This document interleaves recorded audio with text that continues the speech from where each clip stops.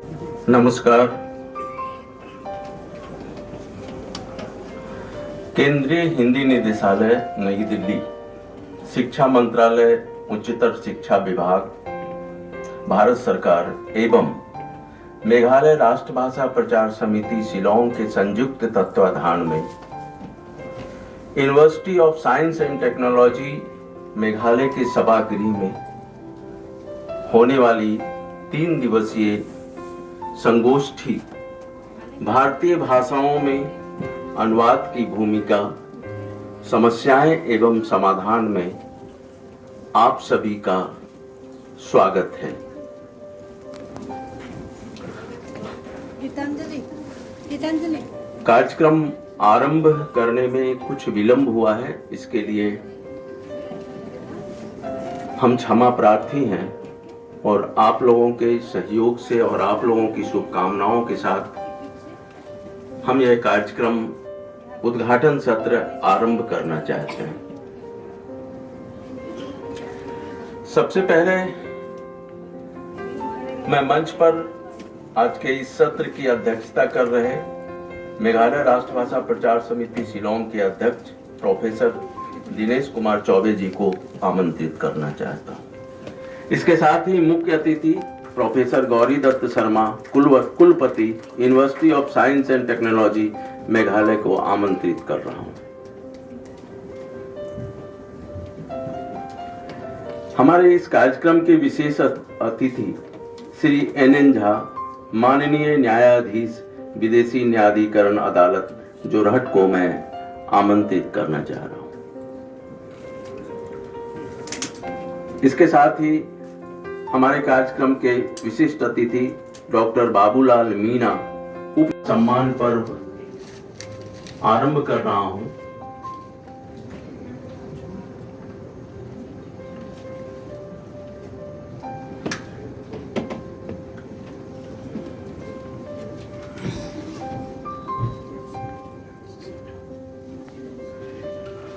मैं श्रीमती गांधारी पांगती जी से आग्रह करूंगा कि हमारे इस कार्यक्रम के अध्यक्ष प्रोफेसर दिनेश चौबे जी का सम्मान करें।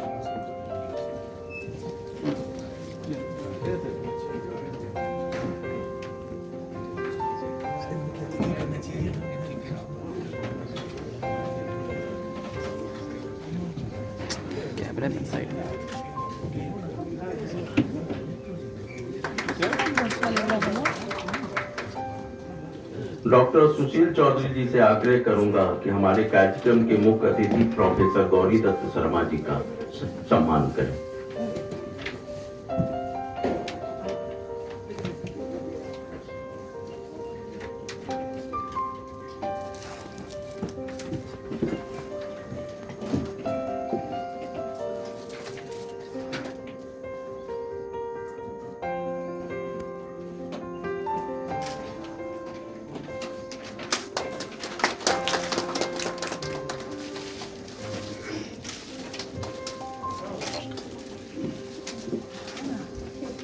श्री शैलेश बिडालिया जी से आग्रह करूंगा कि कार्यक्रम के विशेष अतिथि श्री SN झा का अभिनंदन करें।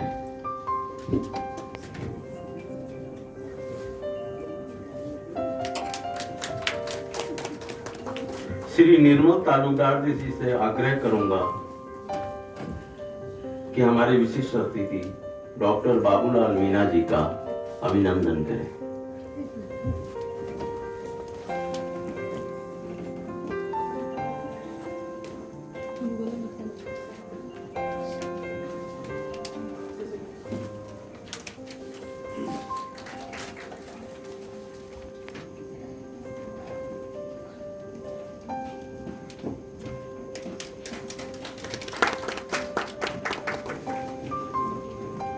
धारित्री दास सिन्हा से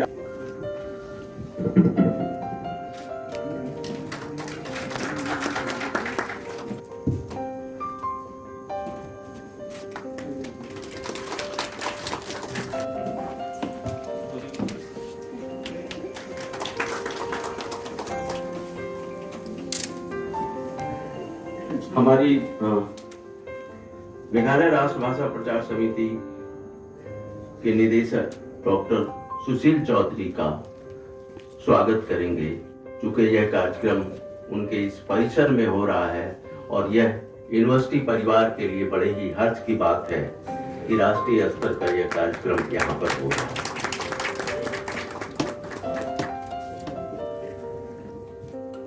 उनकी अपनी संस्कृति है, उनका अपना साहित्य है और पूर्वोत्तर की जो स्थानीय भाषाएं हैं, जो क्षेत्रीय भाषाएं हैं, काफी समृद्ध हैं। उनकी लोक कथा, उनकी लोक संस्कृति वाचिक भी है, लिखित भी है। और मैं डीसी साहब से आग्रह करूंगा कि डॉक्टर सुशील चौधरी का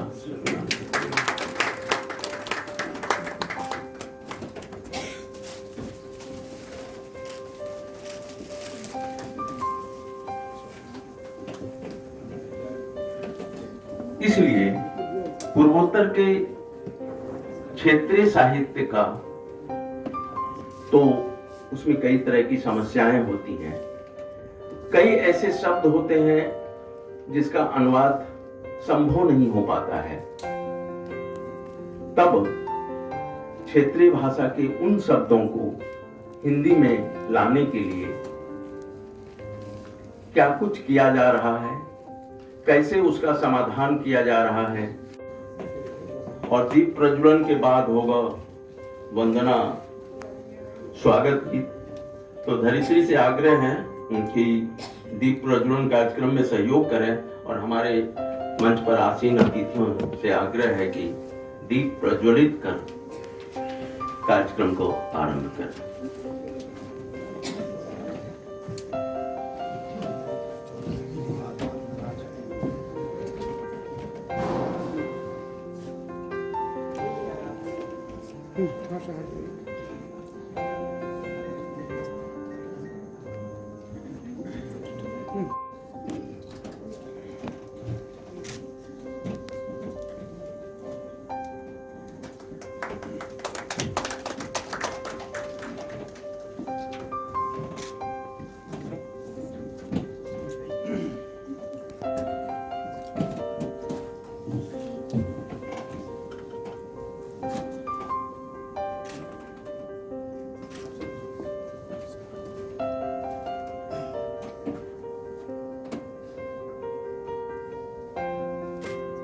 किसी भी सार्थक प्रयास को सफल बनाने के लिए सामूहिकता की जरूरत होती है और आज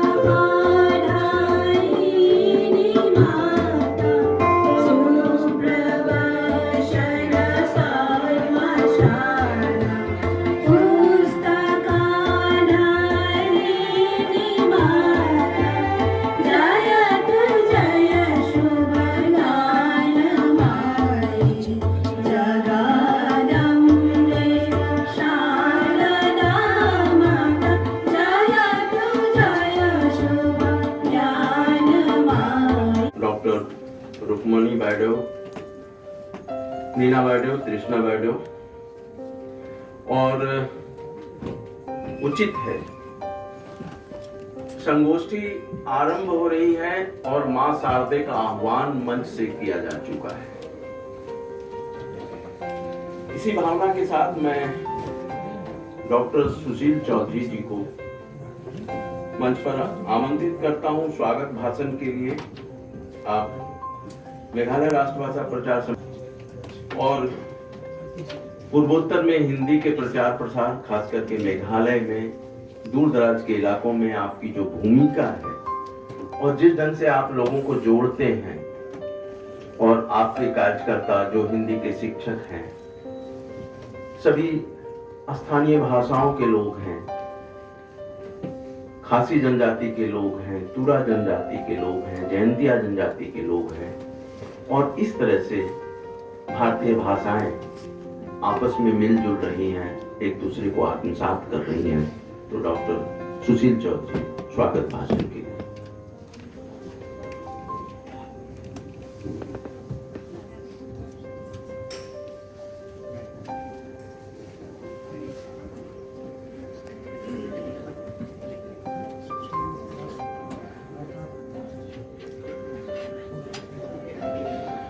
धन्यवाद। सबसे पहले मैं आज इस जो कार्यक्रम का आयोजन और उसका एक रूप जो हम लोगों ने बैठकर विचार किया, इस विषय पर संगोष्ठी पर जीडी शर्मा जी कुलपति जो वाइस चांसलर इस विश्वविद्यालय के हैं, उनका हार्दिक स्वागत करता हूं पूरे राष्ट्रभाषा परिवार की ओर से, मेघालय के राष्ट्रभाषा परिवार की ओर से, पूरे पूर्वोत्तर के राष्ट्रभाषा परिवार की तरफ से।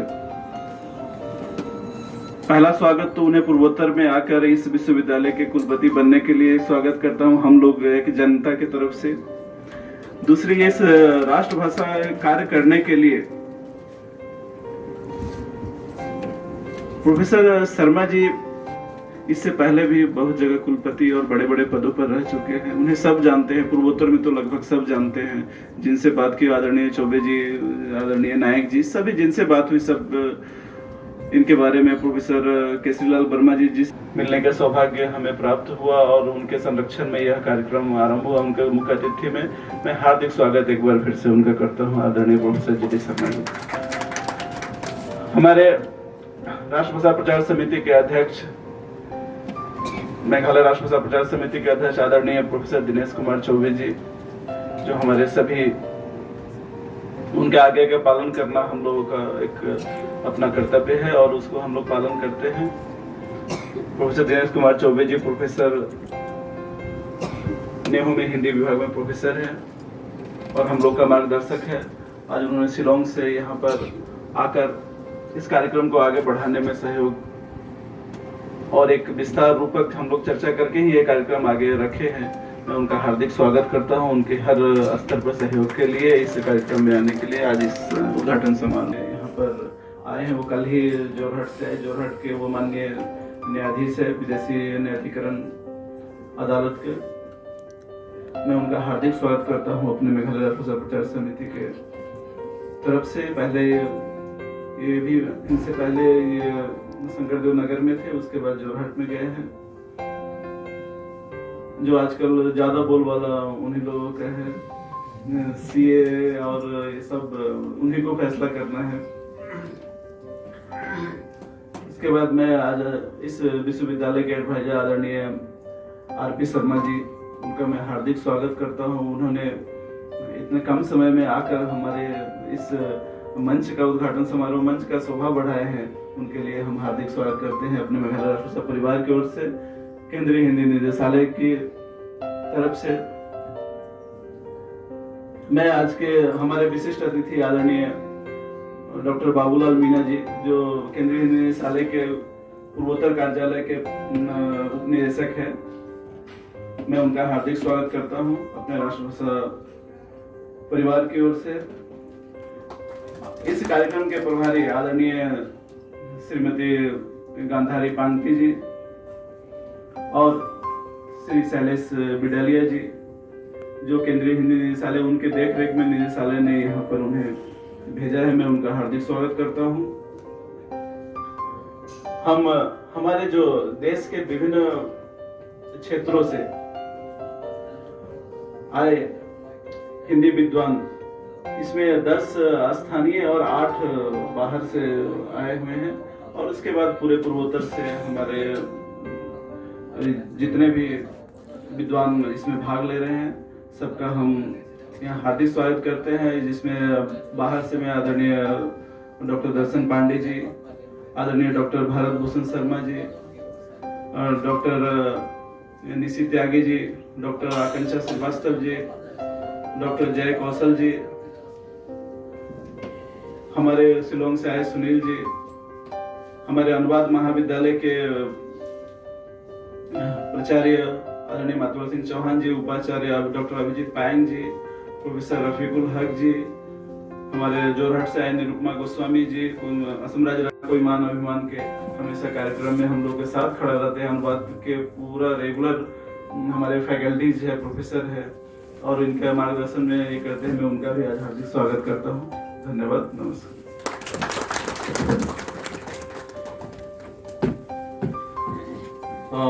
धन्यवाद डॉक्टर सुशील चौधरी आपके स्वागत भाषण के लिए। अब मैं बिना किसी भूमिका की सीधे आमंत्रित करता हूं श्री शैलेश बिडालिया जी को, सहायक निदेशक केंद्रीय हिंदी निदेशालय नई दिल्ली से। वह इस कार्यक्रम के उद्देश्य पर प्रकाश डालेंगे। श्री बिडालिया जी।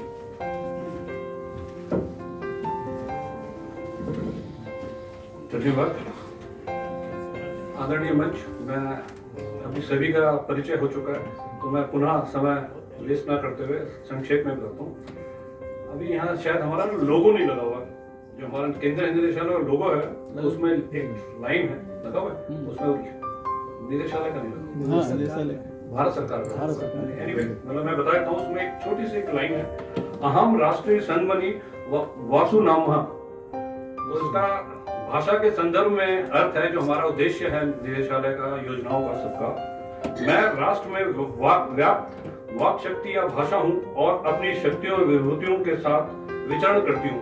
इसका मतलब यह है कि हम सारी भारतीय भाषाओं को साथ लेके चलते हैं, और हमारा अधिक से अधिक ये प्रयास रहता है कि हम सब एक साथ रहें। और हिंदी, जैसा आप सब जानते हैं, एक संपर्क भाषा है, और अधिक से अधिक जगह ये भाषा बोली जाती है, जानी जाती है। इससे हमें अपने विचारों का आदान प्रदान करने में काफी सरलता और सहजता होती है। तो इसीलिए हिंदी को एक राष्ट्रभाषा, राजभाषा, जो भी आप कहिए, एक संपर्क की भाषा है, जिससे हम अपने विचारों का आदान प्रदान आसानी से कर सके। अभी कई बार ये प्रश्न उठता है कि भी हिंदी क्यों, दूसरी भाषा क्यों नहीं? तो उसका एक संक्षेप में है कि हिंदी जो है अधिकांश भूभाग में, भारतीय भूभाग में बोली जाती है, समझी जाती है। और अगर मैं दिल्ली से नॉर्थ ईस्ट आया, साउथ आया, कहीं भी आया, तो मेरे हिंदी से काम चल जाता है। इसी प्रकार अगर मैं चाहूँ कि एक तमिल लूँ, असमी और कोई भाषा लूँ, तो मुझे 16 भाषाएं सीखनी पड़ेंगी। तो उसके लिए बेहतर यही क्या, भारत सरकार, जो भी विद्वान लोग बैठे थे, उन्होंने यही सोचा कि हम एक ऐसी भाषा को करें जो अधिक से अधिक बोली जाए, समझी जाए, और लोग अपने विचारों को अच्छी तरह से आदान प्रदान कर सकें। और यही जो अभी मैं इसको थोड़ा सा हट गया हूँ, तो जो ये था अहम राष्ट्रीय संगमनी वसु नाम, तो इसका जो वेद मंत्रों में जो है, इसमें है, मैं परमात्मा अपनी शक्तियों अथवा विभूतियों लाने में बड़ी भूमिका निभाई है। और इसके साथ ही जो हिंदी भाषी लोग या हिंदी तक क्षेत्रों में जिन लोगों ने हिंदी में पुस्तक लिखी है, और उनको पुरस्कृत करना, उनके बारे में ज़्यादा से ज़्यादा लोगों तक जानकारी पहुंचाना, और बहुत ही साफ सुथरे ढंग से निदेशालय का यह कार्य होता है। और निदेशालय की विभिन्न योजनाएं हैं, उसके बारे में आने वाले समय में हम लोग बातचीत भी करेंगे कि उन योजनाओं का लाभ हिंदी के विकास में और क्षेत्रीय भाषाओं को जोड़ने में कैसे किया जा सकता है। आगे बढ़ते हुए निदेशालय का परिचय कराने के आग्रह के साथ मैं श्रीमती गांधारी पांगदी जी से आग्रह करूंगा कि वो अपनी बात रखें। आदरणीय मंच, सभी का नाम नहीं ले रही हूँ। आदरणीय सभी मंच में सब उपस्थित सभी विद्वानगण, सभी का अभिवादन करती हूँ, अभिनंदन करती हूँ। और निदेशालय से मेरे साथ आए हुए बाबूलाल मीना जी और शैलेश बिडालिया जी और रोमा शारदा जी का भी मैं अपने साथ में अभी हम निदेशालय की तरफ से सभी का अभिवादन करते हैं। और यहाँ पे जब सभी स्थानीय विद्वान और जो बाहर से आए हुए विद्वानों का भी मैं स्वागत करती हूँ, अभिनंदन करती हूँ। केंद्रीय हिंदी निदेशालय, शिक्षा मंत्रालय, उच्चतर शिक्षा विभाग नई दिल्ली तथा मेघालय राष्ट्र भाषा प्रचार समिति शिलोंग के संयुक्त तत्वाधान में आयोजित 3 दिवसीय राष्ट्रीय संगोष्ठी, जिसका विषय है भारतीय भाषाओं में अनुवाद की भूमिका, समस्याएं एवं समाधान, आयोजित की गई है। इसके लिए केंद्रीय हिंदी निदेशालय परिवार मेघालय राष्ट्रभाषा प्रचार समिति को इस कार्यक्रम को आयोजित करने के लिए अपना पूरा सहयोग देगी और उनका धन्यवाद करेंगे। विशेषकर डॉक्टर सुशील चौधरी जी को धन्यवाद देना चाहूंगी, जिन्होंने समिति के माध्यम से केंद्रीय हिंदी निदेशालय का साथ दिया एवं गौरव बढ़ाया। हिंदी के प्रचार प्रसार और विकास को गति देने तथा उसे शिक्षा के सशक्त माध्यम के रूप में विकसित करने के लिए 1 मार्च 1960 को शिक्षा मंत्रालय के अधीनस्थ कार्यालय के रूप में केंद्रीय हिंदी निदेशालय की स्थापना हुई। केंद्रीय हिंदी निदेशालय के प्रचार प्रसार से जुड़ी एक शीर्षस्थ संस्था है। हिंदी को वैश्विक धरातल पर प्रतिष्ठा दिलाने के लिए निरंतर प्रयासरत है और यह शीर्षस्थ संस्था, सरकारी संस्था, अनेक महत्वपूर्ण योजनाओं को क्रियान्वित कर रही है, जिनमें प्रमुखतया कोशों का निर्माण, द्विभाषा, त्रिभाषा, भारतीय भाषा कोश, पड़ोसी देश भाषा कोश। बहुत बहुत आभार श्रीमती गांधारी पांगती जी। निदेशालय की विभिन्न योजनाओं के बारे में आपने एक संक्षिप्त परिचय दिया है। कार्यक्रम को आगे बढ़ाते हुए, चूंकि ना तो मैं विश्वविद्यालय में हूँ ना मैं साहित्यकार, मैं हूँ अखबार में, और हमारे साथ वो एक आदत बन गई है कि अखबार में स्पेस कितना है और किस समय में किसने किस पेज को छोड़ना है, वो एक जिद्दीपन सा होता है, क्योंकि अगर वो समय पर हम नहीं छोड़े तो हमारा अखबार पाठकों तक पहुंचेगा नहीं। वो कुछ आदत है और इसीलिए मैं बीच में जो अपनी भूमिका है उसको उसी के अनुसार मैं काट छांट करता रहा हूं। अब मैं आमंत्रित कर रहा हूं उनके आशीर्वाद के लिए, आशीष वचनों के लिए श्री NN झा जी को, माननीय न्यायाधीश विदेशी न्यायाधिकरण अदालत जोरहट।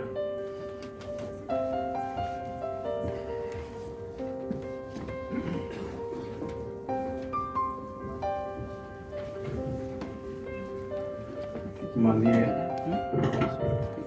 मंच पर उपस्थित सारे समस्याएं एवं समाधान, तो इस विषय पर विस्तृत और पूर्ण जानकारी यहाँ पर जो विद्वानगण उपस्थित हैं वो अच्छे और बेहतर तरीके से दे सकेंगे, क्योंकि मैं एक कानून का आदमी हूँ और इन सब चीजों से थोड़ा दूर हूँ। फिर भी जितनी मेरी ज्ञान है, मैं एक चीज कहना चाहूंगा कि भारत के संविधान की तरफ से ये, जैसे पहले के एक वक्ता बोल चुके हैं, कि इस भाषा को मान्यता इसलिए दी गई क्योंकि हमारे देश में सबसे अधिक बोली जाने वाली ये भाषा है, और इस भाषा पर जोर देने के लिए भारत की संविधान ने ये एक अनुच्छेद में लिखी हुई है कि संघ का ये कर्तव्य होगा कि भारत की भाषा अर्थात हिंदी को राष्ट्रभाषा के तौर पर उसको ग्रहण करें। अब ग्रहण कितना हो रहा है ये तो आप लोग जानेंगे, लेकिन संविधान ये स्पष्ट कर दी है कि संघ का ये कर्तव्य होगा। मतलब संघ मतलब सारे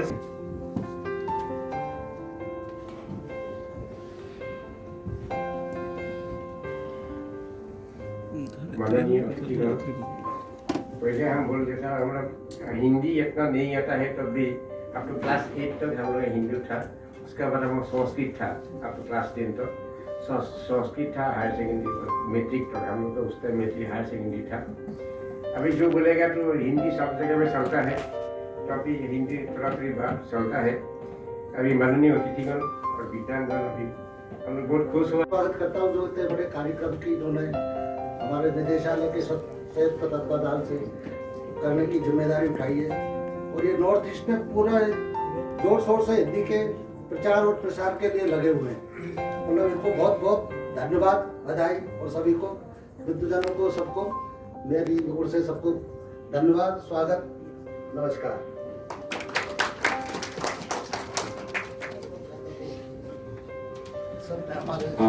धन्यवाद डॉक्टर बाबूलाल मीणा जी।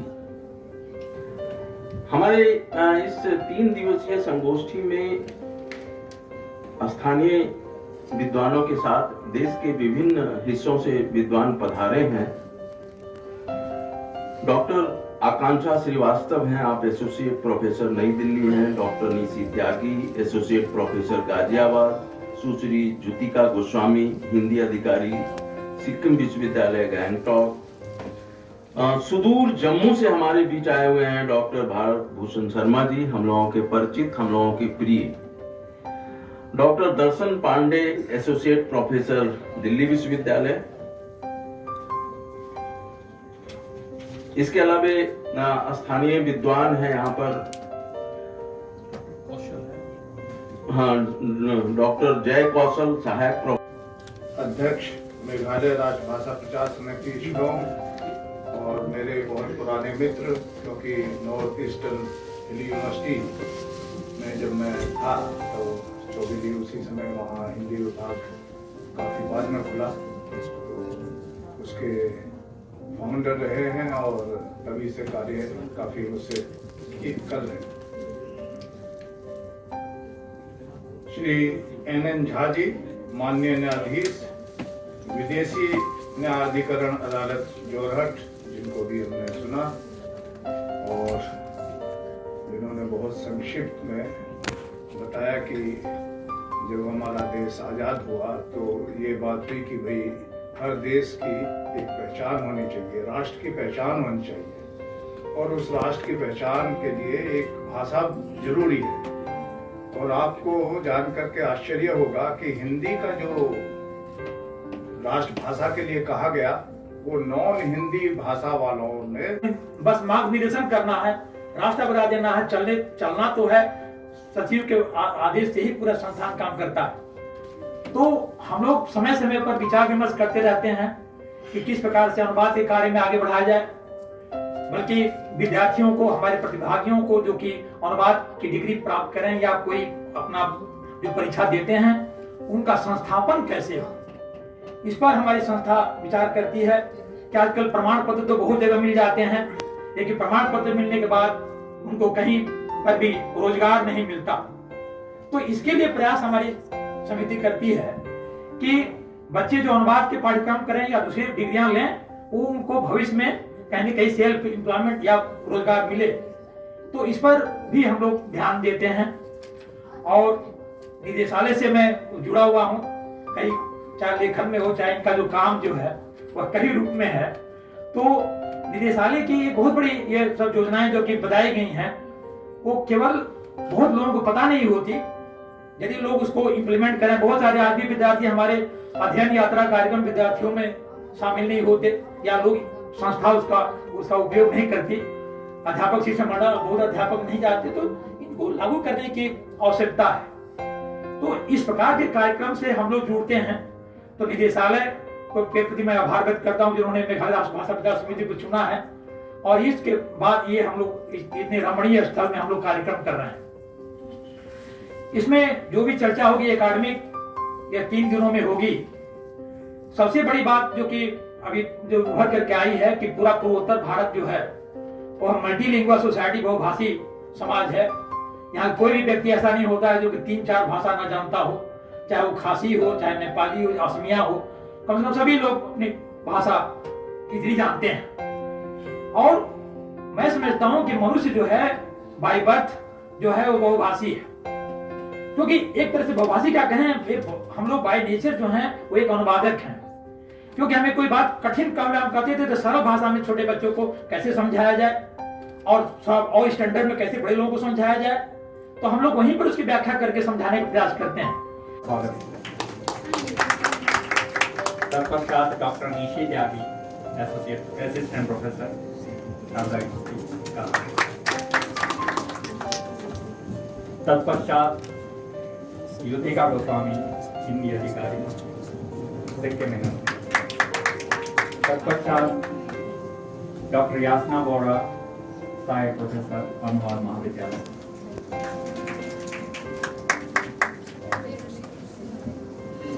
वहाँ पर आपको दोनों भाषाओं पे आपका कमांड होना बहुत ज़रूरी है। अगर आप एक भाषा को जानते हैं और उसका दूसरी भाषा में अनुवाद कर रहे हैं, तो एक भाषा को जानने का मतलब जानने से दूसरी भाषा को जानने का जो समस्या है वो सॉल्व नहीं होती, क्योंकि अनुवादक, एक अच्छा अनुवादक वही है जो दोनों भाषाओं को, स्रोत भाषा और लक्ष्य भाषा दोनों पर। अभिनंदन है, एक बहुत अच्छी शुरुआत है ये। और जैसा सर ने कहा कि मेरा जो टॉपिक है वो थोड़ा सा कैची है, मुझे लगता है पूरी संगोष्ठी का सार हमें वही निकालना है कि अनुवाद को हम कैसे संवाद बना दें, वो अनुवाद के बजाय कम्युनिकेशन हो जाए कि हम सब जो कहना चाहते हैं वो दूसरा उस बात को समझ सके। मीडिया भी इसी में आ गया। जी, ये सिक्किम प्रांत को ही रिप्रेजेंट कर रही है, ये हमारे बड़े, ये भी गौरव की बात है। तो सुश्री ज्योतिका गोस्वामी जी अपने पत्र प्रस्तुत कराएं। बहुत धन्यवाद सर।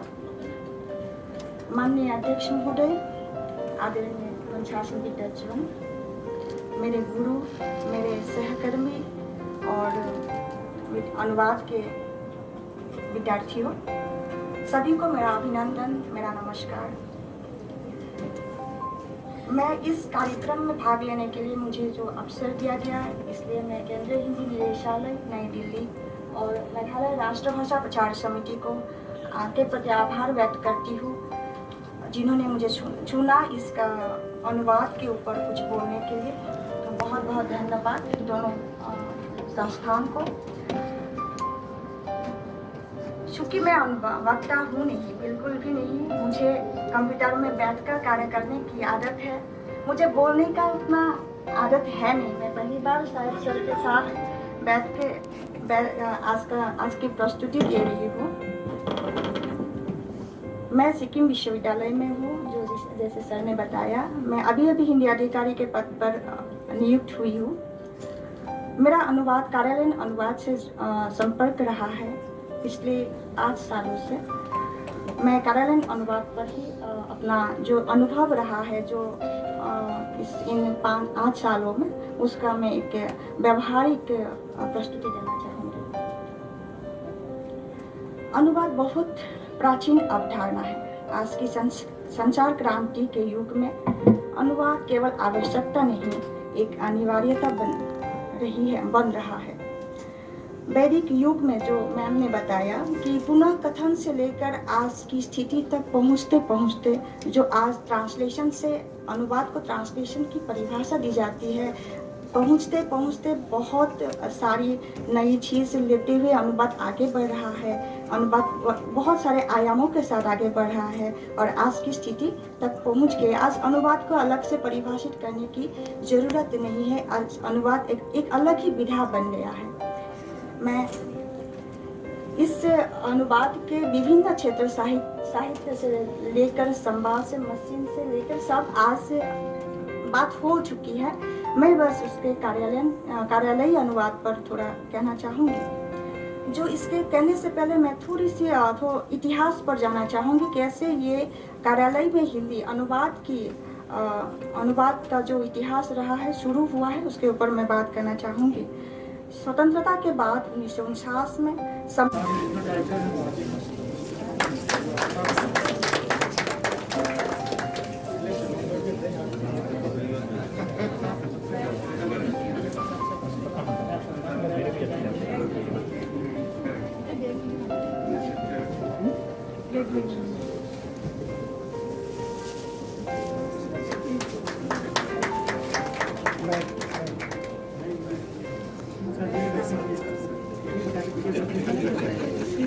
डॉक्टर रीता मनी बैस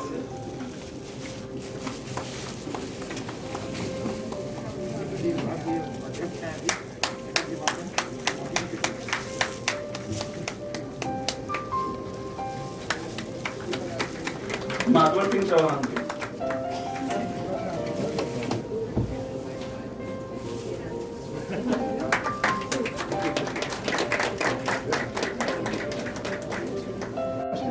हमारे बिडलिया सब गद्दारी मैडम देख रहे हैं गवाह है।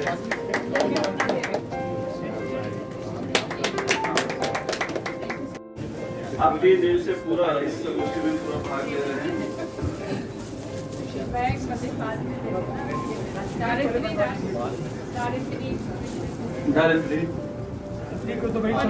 Ma'am look at here ma'am look at here Pandit अपनी बैग लेके खुद नहीं इन लोगों के सहयोग से ही कार्यक्रम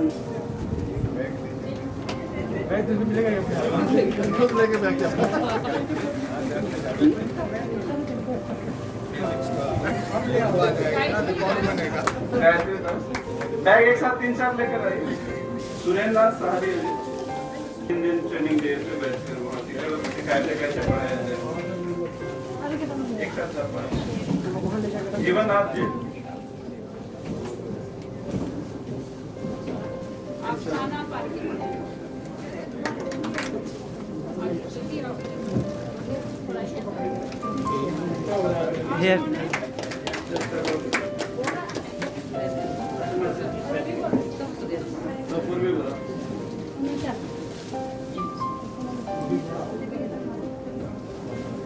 प्रणाली से किया उपासना राय शताब्दी बांधकर आप लोग सब निकल के आए थे ताकि ये लोगों ने पेपर भी प्रेजेंट किया था। ये पद्मा प्रिय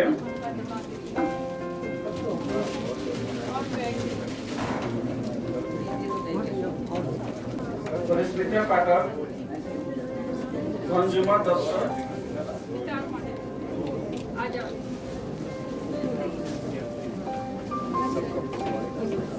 मंजू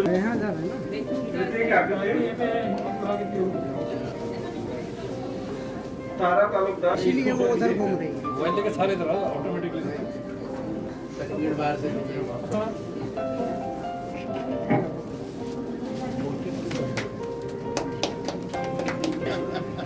सविता सिंह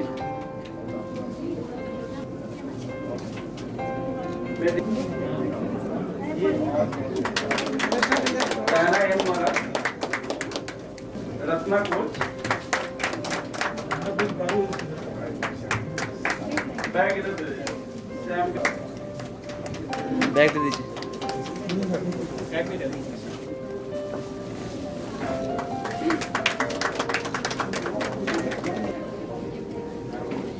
इन्होंने ये पूरे गारों इसके प्रभारी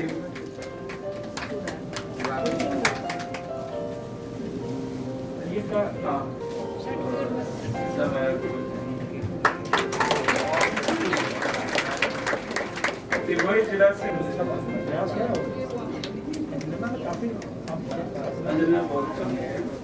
वही जिला में लगभग 4-5 केंद्र हैं।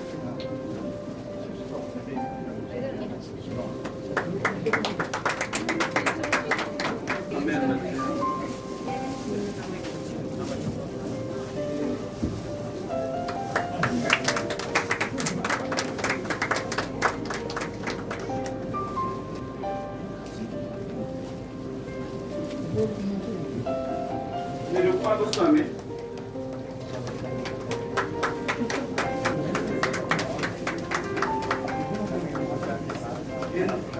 इंद्रसर नाथ जी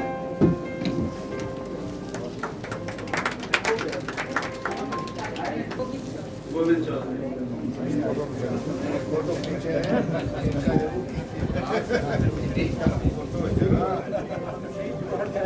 ये जो कार्यालय में काम करते हैं मैं मॉनिटर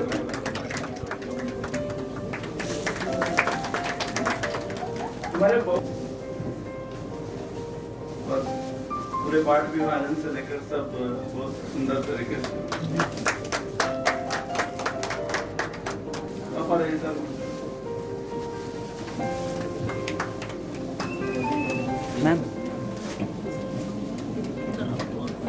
सुनील कुमार चौधरी अपने में अतिथि वर्षा राभा नमिता दास वर्षा राभा नमिता दास यूरी नाका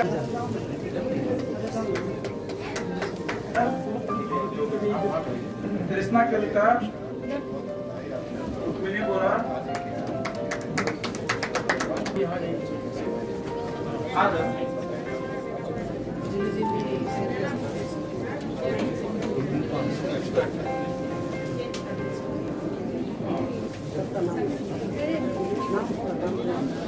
सर्टिफिकेट सभी का लिखा हुआ है, बहुत सारे सर्टिफिकेट हैं।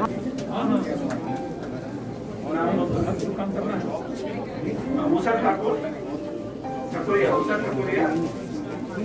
इंद्रानी चौधरी चले जाओ।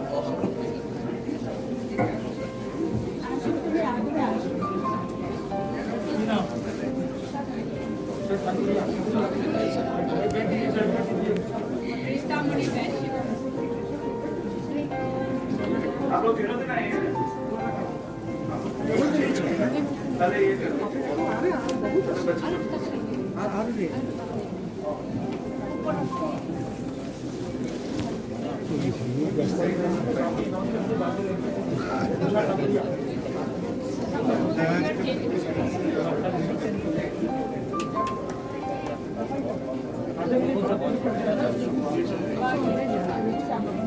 तुम्हारा हुआ है? नहीं क्यों? नहीं पता, लिखा था कि नहीं? हमको नहीं पता। नैना बोला जी।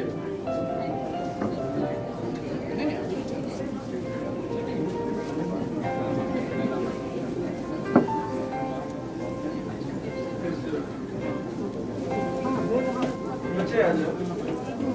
बच्चे पहले अभी आ जाएंगे।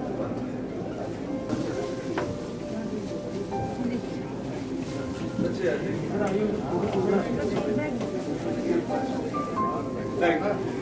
बस खड़ा हो जाए। आइए एक साथ सर्टिफिकेट ले लीजिए। सर्टिफिकेट चाहिए। सच में?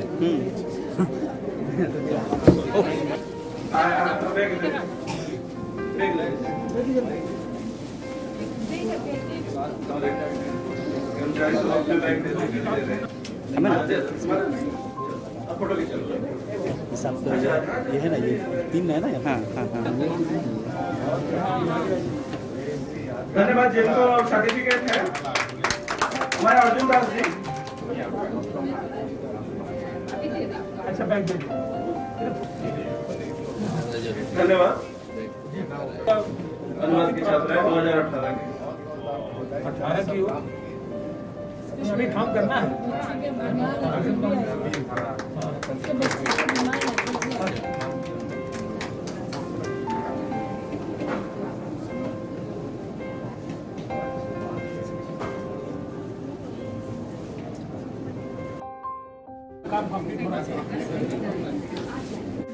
केंद्रीय हिंदी निदेशालय नई दिल्लीर सहायक निदेशक विडालिया सारक और तेखेतर सहित आमी मत विनिमय करिसिलो। सर, आप दिल्ली से यहाँ आए हैं और संगोष्ठी में आपने भाग लिया 3 दिनों से हम देख रहे थे, तो कैसा लगा और आपका अनुभव बताइए। और जैसे ये संगोष्ठी वगैरह होती रहती है तो आपको कैसा लगा कि जैसे आज विद्यार्थियों को सर्टिफिकेट मिला है, नामपत्र मिला है और उन लोगों को तो उत्साह दिया गया है इसके जरिए, और प्रैक्टिकली क्या होता है वास्तविक जीवन में ये कैसे क्या होता है, बताइए जैसे आपका अनुभव। मैं थोड़ी सी भूमिका दे दूँ। केंद्रीय हिंदी निदेशालय का गठन 1 मार्च 1960 को राष्ट्रपति के अध्यादेश के द्वारा किया गया था और इसका जो मूल उद्देश्य है हिंदी के साथ साथ भारतीय भाषाओं को बढ़ाना, प्रचार प्रसार करना, जिससे कि राष्ट्रीय एकता बनी रहे। जैसा कि मैंने कहा पहले भी उसमें बातचीत चल रही थी कि हिंदी एक ऐसा सशक्त माध्यम है जिससे हम आपस में एक दूसरे से जुड़ सकते हैं। तो ये जो सेमिनार है, कार्यशालाएं हैं, ये सब इसी के अंतर्गत आते हैं कि हिंदी को हम अधिक से अधिक प्रचार प्रसार दे सकें। और उसी संदर्भ में यहाँ पर एक 3 दिवसीय सेमिनार का आयोजन किया गया और विषय हिंदी भाषा, हिंदी की समस्याएं जो भी है उनसे अलग अलग होते हैं। इनके लिए हम 8 जो है विशेषज्ञों को आमंत्रित करते हैं, जिसमें 4 हिंदी भाषी क्षेत्र से होते हैं और 4 हिंदीतर भाषी मतलब जहाँ मातृभाषा हिंदी से अलग है उन क्षेत्रों से लाए जाते हैं। और 10 जो है स्थानीय विद्वानों को आमंत्रित किया जाता है। वे अपने आलेख पढ़ते हैं, व्याख्यान देते हैं और जो ऑडियंस होती है उनसे प्रश्न करती है कि भाई क्यों है, जो भी उनकी समस्याएं होती हैं तो उनकी समस्याओं का निदान किया जाता है, जिससे कि अधिक से अधिक भूभाग में, कम से कम भारतीय भूभाग में हिंदी का प्रचार प्रसार हो, लोग निकट आएँ। और इसका केवल उद्देश्य हिंदी का ही नहीं है, हिंदी के अलावा जो स्थानीय भाषाएं, जैसे हम यहाँ आए तो निश्चित रूप से इंडियन आए और देश के अन्य बहुत से लोग आए तो उन्होंने कुछ नए शब्द यहाँ से सीखे होंगे। वो जो शब्द हैं वो हिंदी में आ जाएंगे, हिंदी आत्मसात कर देंगे, वो चल पड़ेंगे तो वो हिंदी ही बन जाएगी। उससे